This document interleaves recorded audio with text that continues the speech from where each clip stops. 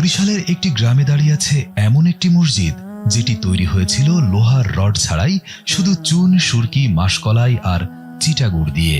অথচ ২০০ বছরেরও বেশি সময় ধরে এই মসজিদ এখনো মাথা উঁচু করে দাঁড়িয়ে আছে। এটি বরিশাল সদর উপজেলার কড়াপুর ইউনিয়নের রায়পাশা এলাকার বিখ্যাত মিয়াবাড়ি মসজিদ।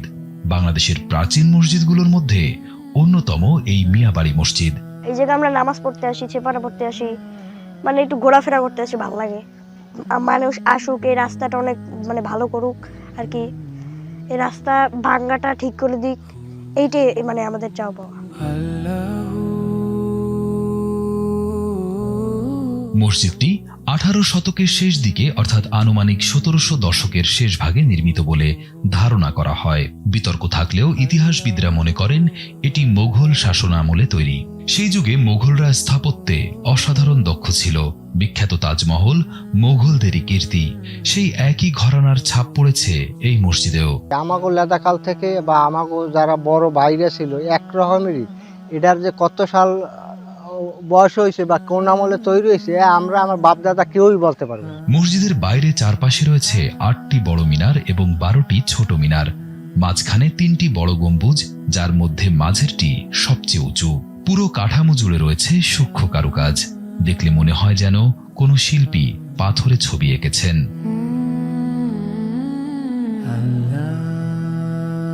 মসজিদটি দ্বিতল। নিচতলায় রয়েছে 6টি দরজাওয়ালা আবাসন কক্ষ, যেগুলো এখন অফিস ও মাদ্রাসার ক্লাসরুম হিসেবে ব্যবহৃত হচ্ছে। দ্বিতীয় তলায় উঠতে বাইরে একটি প্রশস্ত সিঁড়ি রয়েছে। সেই সিঁড়ির নিচেই আছে 2টি কবর, কিন্তু এখানে কারা শায়িত আছেন তা আজও কেউ জানে না।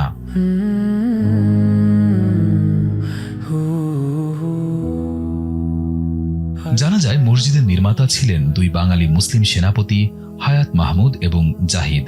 হায়াত মাহমুদ বৃহত্তর বরিশালের বুজুর্গ উমেদপুর পরগনার জমিদার ছিলেন।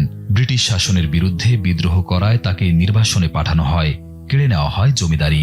5+ স্টার রেটিং প্রাপ্ত দেশের সর্বোচ্চ বিদ্যুৎ সাশ্রয়ী ওয়ালটন এসি স্মার্ট কমফোর্ট এখন নেক্সট লেভেলে।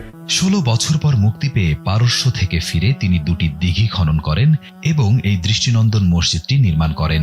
এই মসজিদ মোগল আমলে তৈরি হয়েছে।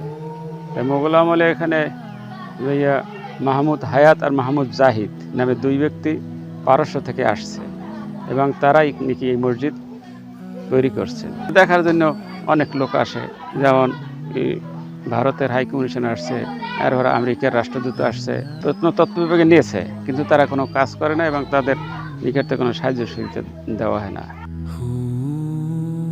মসজিদটি বর্তমানে প্রত্নতত্ত্ব অধিদপ্তরের অধীনে রয়েছে, কিন্তু সংরক্ষণে সেভাবে মনোযোগ দেওয়া হয়নি। ইমাম ও মুয়াজ্জিনের বেতন চলে স্থানীয়দের চাঁদায়।